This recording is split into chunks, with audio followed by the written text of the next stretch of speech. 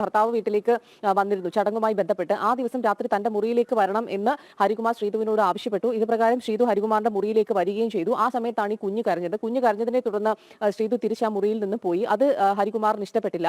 ഇതേ തുടർന്നുണ്ടായ പെട്ടെന്നുണ്ടായ ഒരു പ്രകോപനമാണ് ഈ. എല്ലാവർക്കും നമസ്കാരമുണ്ട്. ഇപ്പോഴിതാ ബാലരാമപുരത്തെ, അതായത് ആ പിഞ്ചു കുഞ്ഞിനെ കൊണ്ടുവന്ന് കിണറ്റിലിട്ട ആ കേസിലെ പ്രതികളായിട്ടുള്ള ആങ്ങളെയും പെങ്ങളും അവരുടെ ഒരു ക്ലൈമാക്സിലേക്ക് ഏതാണ്ടൊക്കെ എത്തുന്ന രീതിയിലാണ് ഇപ്പോൾ കാര്യങ്ങൾ പോയിക്കൊണ്ടിരിക്കുന്നത്. ക്ലൈമാക്സ് എന്നൊന്നും പറയാൻ പറ്റത്തില്ല. അവനുണ്ടല്ല എന്തിരവൻ, ഈ ആങ്ങള എന്ന് പറയുന്ന ഹരികുമാർ, ഇവനാണ് മൊഴി മാറ്റി പറയുകയാണ്. ഇപ്പോഴാണ് കഴിഞ്ഞ ദിവസമാണ് അവൻ മൊഴി മാറ്റി പറഞ്ഞത് ഞാനല്ല കൊന്നതെന്ന്. ഇപ്പോൾ ആണ് അവൻ മൊഴി മാറ്റി പറഞ്ഞിരിക്കുന്നു ഞാനാണ് ഇതെല്ലാം ചെയ്തതെന്ന്. അങ്ങനെ അവന് തോന്നുമ്പോൾ ഇങ്ങനെ ഓരോന്ന് പറഞ്ഞുകൊണ്ടിരിക്കുകയാണ്.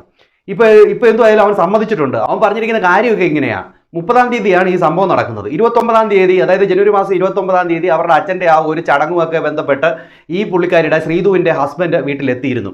അന്ന് വൈകിട്ട് അവൻ്റെ കൂടെ കിടക്കാൻ, അതായത് ഈ ആങ്ങളയുടെ കൂടെ കിടക്കാൻ വേണ്ടി അനിയത്തിയെ റൂമിലേക്ക് വിളിച്ചു.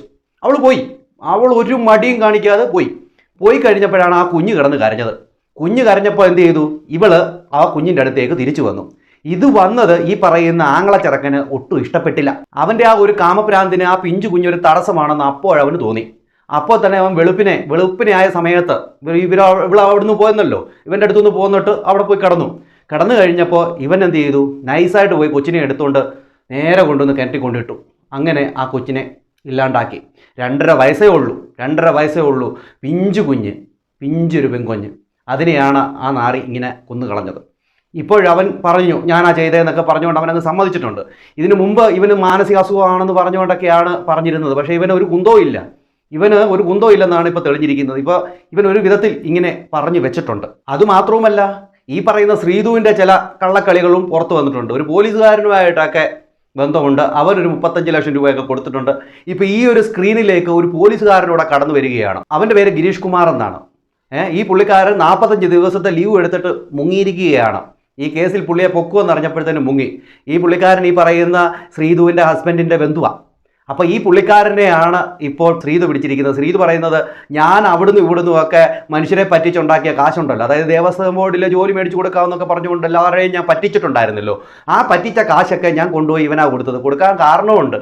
ഈ പറയുന്ന ഗിരീഷ് എന്ന് പറയുന്ന പോലീസ് ഉദ്യോഗസ്ഥൻ ഇവരുടെ വീട്ടിലേക്ക് അതിക്രമിച്ച് കടന്ന് ഈ പെൺകുട്ടിയെ ലൈംഗികമായി പീഡിപ്പിക്കുന്നതിൻ്റെ ദൃശ്യങ്ങൾ ഫോണിൽ പകർത്തി, എന്നിട്ട് അത് വെച്ച് ഭീഷണിപ്പെടുത്തി. അന്നേരമാണ് ഈ പുള്ളിക്കാരി 35 ലക്ഷം രൂപ അങ്ങോട്ട് കൊടുത്തതെന്നൊക്കെയാണ് പറയുന്നത്. എന്തുവായാലും എങ്ങനെയായാലും ഈ ഒരു സംഭവം ഏതാണ്ട് ഒരു വഴി കൂടെയൊക്കെ എത്തുകയാണ്. പക്ഷേങ്കിൽ ഈ ശ്രീതു പറഞ്ഞ കാര്യം പോലീസുകാർ അങ്ങോട്ട് വിശ്വസിച്ചിട്ടില്ല. കാരണം ഇവൾ പറയുന്നതൊന്നും അങ്ങോട്ട് വിശ്വസിക്കാനായിട്ട് പറ്റാത്ത രീതിയിലാണ് പോലീസുകാരും വിചാരിച്ചുകൊണ്ടിരിക്കുന്നത്. ഇവൾ എന്താണ് അപ്പോൾ ഇങ്ങനെയൊക്കെ പറയുന്നത്? അതുമാത്രമല്ല, തൊട്ടടുത്ത ആങ്ങള അവൻ നോക്കിക്കഴിഞ്ഞാൽ ഒരു ദിവസം ഞാനല്ല എന്ന് പറഞ്ഞുകൊണ്ട് നിൽക്കുന്നു. ഇത് പോലീസുകാരെ ആകെപ്പാടെ കുടുക്കിയ ഒരു കേസാണിത്. പക്ഷേ ഇപ്പോൾ ഫിക്സ് ആക്കി അവൻ തന്നെ, ഈ ഹരികുമാർ എന്ന് പറയുന്നവനാണെന്നുള്ളത് ഫിക്സ് ആക്കി പോലീസ്. എന്തായാലും വാർത്ത കേട്ടു നോക്കാം. ഈ ഹരികുമാർ ആദ്യം കുറ്റം സമ്മതിച്ചു, പിന്നീട് കോടതിയിൽ വീണ്ടും അത് മാറ്റി പറഞ്ഞു, പിന്നീട് കസ്റ്റഡിയിൽ പോലീസ് വാങ്ങി. അതിനിടയിലാണ് താനാണ് കുറ്റം ചെയ്തതെന്ന് വീണ്ടും ഹരികുമാർ സമ്മതിച്ചിരിക്കുന്നത്. ഇപ്പോൾ ഈ കേസുമായി ബന്ധപ്പെട്ട പലതരത്തിലുള്ള ദുരൂഹതകൾ നിലനിൽക്കുന്നുണ്ട്. ഇപ്പോൾ ഈ അമ്മാവൻ ഹരികുമാർ പറഞ്ഞിരിക്കുന്നത് താനാണ് ചെയ്തത്, പ്രകോപനമാണ് കാരണം, പെട്ടെന്നുണ്ടായ പ്രകോപനമാണ് കാരണം എന്നുള്ളതാണ് പോലീസ് പറയുന്ന ഒരു കാര്യം. മാത്രമല്ല, ഈ സഹോദരനും സഹോദരിയും തമ്മിൽ, അതായത് ഹരികുമാറും ശ്രീതുവും തമ്മിൽ ഉണ്ടായിരുന്നത് ഒരു സാഹോദര്യം, ആ രീതിയിലുള്ള ഒരു ബന്ധമായിരുന്നില്ല, വഴിവിട്ട ബന്ധമായിരുന്നു എന്നുള്ളതാണ് പോലീസ് പറയുന്നത്. ഈ കൊലപാതകം നടന്ന ദിവസം 29-ാം തീയതി രാത്രി ശ്രീതുവിന്റെ ഭർത്താവ് വീട്ടിലേക്ക് വന്നിരുന്നു ചടങ്ങുമായി ബന്ധപ്പെട്ട്. ആ ദിവസം രാത്രി തന്റെ മുറിയിലേക്ക് വരണം എന്ന് ഹരികുമാർ ശ്രീതുവിനോട് ആവശ്യപ്പെട്ടു. ഇത് പ്രകാരം ശ്രീതു ഹരികുമാറിന്റെ മുറിയിലേക്ക് വരികയും ചെയ്തു. ആ സമയത്താണ് ഈ കുഞ്ഞ് കരഞ്ഞതിനെ തുടർന്ന് ശ്രീതു തിരിച്ച് ആ മുറിയിൽ നിന്ന് പോയി. അത് ഹരികുമാറിന് ഇഷ്ടപ്പെട്ടില്ല.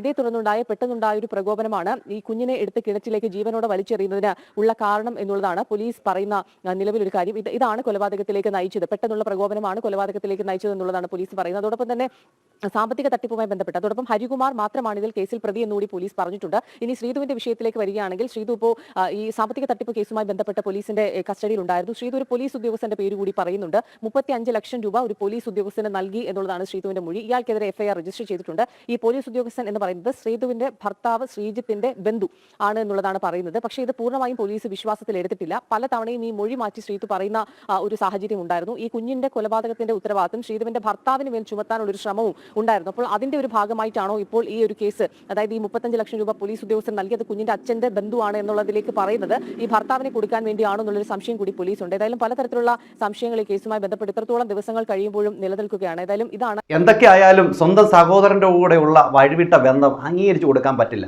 ഇത് കൊണ്ടെത്തിച്ചത് സ്വന്തം മകളെ കൊലയ്ക്ക് കൊടുത്തതിന് തുല്യമായി മാറി ഇല്ലേ? ഈ സഹോദരിയോട് അനാവശ്യമായിട്ടുള്ള വീഡിയോ ചാറ്റുകൾ, വീഡിയോ കോളുകൾ, അത് കഴിഞ്ഞതിന് ശേഷം രാത്രിയിൽ റൂമിലേക്ക് വിളിക്കുകയാണ്.